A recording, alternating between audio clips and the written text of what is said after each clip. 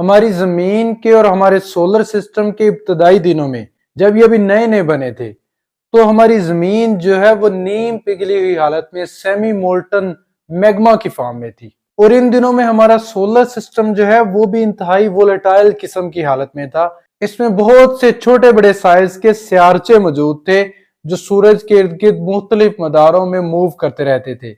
और ये सियारचे आमतौर पर बड़े प्लैनेट्स के साथ, जिनमें हमारी जमीन भी शामिल थी, उनके साथ जाके अक्सर टकराते रहते थे और उनका हिस्सा बनते रहते थे। और साइंसदानों के ख्याल में हमारी जमीन का जो चांद है, जमीन का जो अकेला अकलौता नेचुरल सैटेलाइट है, हमारा चांद है, वो असल में एक बड़े साइज के, कंपैरेटिवली बड़े साइज के सियारचे के जमीन के साथ आके टकराने के नतीजे में बना। इस हाइपोथेटिकल प्रोटोप्लैनेट को थिया का नाम दिया जाता है। और साइंसदानों का ख्याल है, अंदाजा है कि ये थिया सियारा जो था वो तकरीबन मार्स के साइज के बराबर था। ये जमीन से कुछ छोटा था।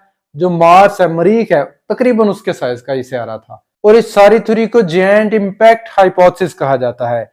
चांद के बनने के बारे में मौजूद डिफरेंट थ्योरीज में से सबसे स्ट्रॉन्ग, सबसे मजबूत तरीन थ्योरी जो है वो यही जायंट इंपैक्ट हाइपोथेसिस है। इस थ्योरी के अकॉर्डिंग जब ये सियारा थिया जमीन के साथ आके टकराया, तो इसके जमीन की क्रस्ट के साथ, पिघली हुई जमीन की क्रस्ट के साथ टकराने की वजह से जमीन का मटेरियल और साथ में उस सियारे थिया का ज्यादातर मटेरियल जो है वो जमीन के साथ इस टकराव की वजह से जमीन के इर्द गिर्द खला में फैल गया। और बाद में कई 100 सालों के अंदर वो सारा मटेरियल जो है वो ग्रेविटी की वजह से इकट्ठा होकर चांद की शक्ल इख्तियार कर गया, यानी जमीन के इर्द गिर्द घूमने लगा, जमीन का एक छोटा सा सियारा बन गया, चांद बन गया।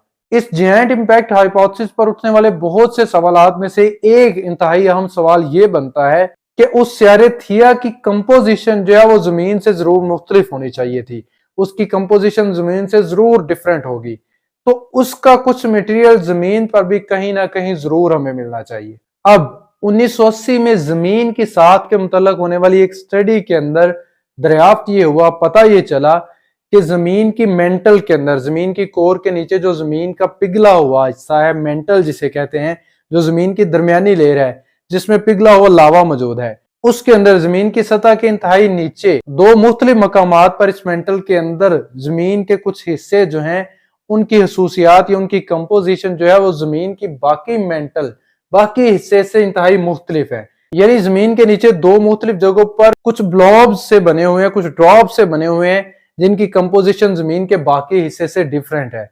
और ये डिस्कवरी किस तरह हुई? इस तरह की जो जमीन की स्टडीज हैं जियोफिजिक्स के अंदर, वो एक्चुअली सीज्मिक वेव्स की मदद से की जाती हैं। सीज्मिक वेव्स वही वेव्स हैं जो जलजले के दौरान जमीन के अंदर पैदा होती हैं और जमीन के एक हिस्से से दूसरे हिस्से की तरफ ट्रेवल करती हैं। और जियोफिजिक्स में आर्टिफिशियल सीज्मिक वेव्स क्रिएट करके, कम इंटेंसिटी की, थोड़ी शिद्दत की सीज्मिक वेव्स क्रिएट करके उनको जमीन के अंदर भेजा जाता है और उनके जमीन के अंदर ट्रेवल करने के हिसाब से जमीन के इंटरनल स्ट्रक्चर को स्टडी किया जाता है। इस तरह की स्टडी से पता ये चला कि जमीन के अंदर दो मकामात पर आयरन की मिकदार, लोहे की मिकदार जमीन के मेंटल के अंदर इंतहाई ज्यादा है। जहां पर जमीन के अंदर लोहे की मिकदार, आयरन की मिकदार ज्यादा होती है, वहां पर सीज्मिक वेव्स की वेलोसिटी के अंदर, इनकी स्पीड के अंदर बहुत ज्यादा कमी आ जाती है। और इस कमी की वजह से ये पता चला कि जमीन के अंदर दो हिस्सों के ऊपर दो ब्लॉब्स बने हुए हैं, दो खास तरह के हिस्से हैं जिनके अंदर आयरन की मिकदार ज्यादा है। जमीन के इर्द गिर्द की जो जगह है उनके मुकाबले में इन हिस्सों के अंदर आयरन की मिकदार इंतहाई ज्यादा है। इनमें से एक हिस्सा जो है वो बरे-आज़म अफ्रीका के नीचे था, जबकि दूसरा हिस्सा पैसिफिक ओशन के नीचे था। इन हिस्सों को LLSVPs, लार्ज लो शियर वेलोसिटी प्रोविंसेस का नाम दिया गया। LLSVPs कहा जाता है इनको। इस डिस्कवरी के बाद से बहुत से साइंसदान इन दो ब्लॉब्स को, इन LLSVPs को समझने की कोशिश कर रहे हैं कि ये किस तरह से वजूद में आए हैं, ये कहां से आए हैं। और बहुत से साइंसदानों ने इस रुख में सोचना शुरू कर दिया कि ये जो LLSVPs हैं ये शायद उस सियारे, हाइपोथेटिकल सियारे थिया का बचा हुआ मटेरियल है जो जमीन के अंदर रह गया था। लेकिन 1980 के मुकाबले में आज 2023 में जियोफिजिक्स के अंदर इस्तेमाल होने वाले जो इक्विपमेंट्स हैं वो इंतहाई ज्यादा एडवांस हो चुके हैं। इन्हीं एडवांस किस्म के इक्विपमेंट्स के डाटा का इस्तेमाल करके एक पोस्ट डॉक्टरल रिसर्चर कियान युआन ने दुनिया के सबसे मोतबर तरीन साइंसी जरीदे नेचर के अंदर एक पेपर पब्लिश किया है, जिसके अकॉर्डिंग युआन ने इस सियारे थिया की डिफरेंट कंपोजिशंस का इस्तेमाल करके सिमुलेशंस के जरिए से उनकी जमीन के साथ टकराव को चेक किया है। और इन डिफरेंट कंपोजिशन के थिया के जमीन के साथ टकराने की वजह से इन LLSVPs के बनने के अमल को समझने की कोशिश की है। युआन ने पहली दफा स्टडी के अंदर ये प्रपोज किया है कि क्योंकि उस वक्त जमीन की अपर लेयर, जमीन की क्रस्ट पिघली हुई हालत में थी, तो थिया के टकराने की वजह से इसकी जो एनर्जी थी या इंपैक्ट की एनर्जी थी वो जमीन के कोर तक मुंतकिल नहीं हुई, जिसकी वजह से स्यारे थिया के मेंटल का मटेरियल जो है वो जमीन की कोर तक पहुंचने में कामयाब नहीं हुआ। और जमीन की कोर की बिल्कुल बाउंड्री पे, जमीन की सतह से तकरीबन 1400 किलोमीटर नीचे, जहां पर जमीन की कोर की बाउंड्री है, जहां पर मेंटल शुरू हो रहा है, वहां पर उससे ऊपर ये दो LLSVPs बने हुए हैं। जमीन की कोर तक ये नहीं पहुंच सके। और साथ इनकी ये स्टडीज जो है वो ये भी साबित करती हैं कि ये LLSVPs जो है वो एंशिएंट हैं, यानी ये बहुत पुराने हैं। यानी ये जमीन के बनने के बाद, जमीन के साथ हो जाने के बाद, ठंडी हो जाने के बाद वजूद में नहीं आए, बल्कि ये उसी वक्त वजूद में आ चुके थे जब जमीन अभी पिघली हुई हालत में थी।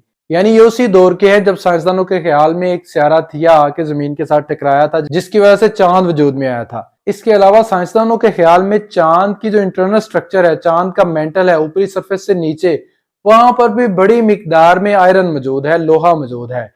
और इन LLSVPs के अंदर भी बड़ी मिकदार में आयरन मौजूद है। जमीन की बाकी मेंटल की निस्बत ज्यादा मिकदार में इनके अंदर आयरन मौजूद है। ये सारी बातें यही प्रपोज करती हैं कि ये LLSVPs जो हैं, दो ब्लॉब्स जो हैं, जो जमीन की मेंटल के अंदर इस वक्त मौजूद हैं, वो एक्चुअली उसी स्यारे थिया का हिस्सा है।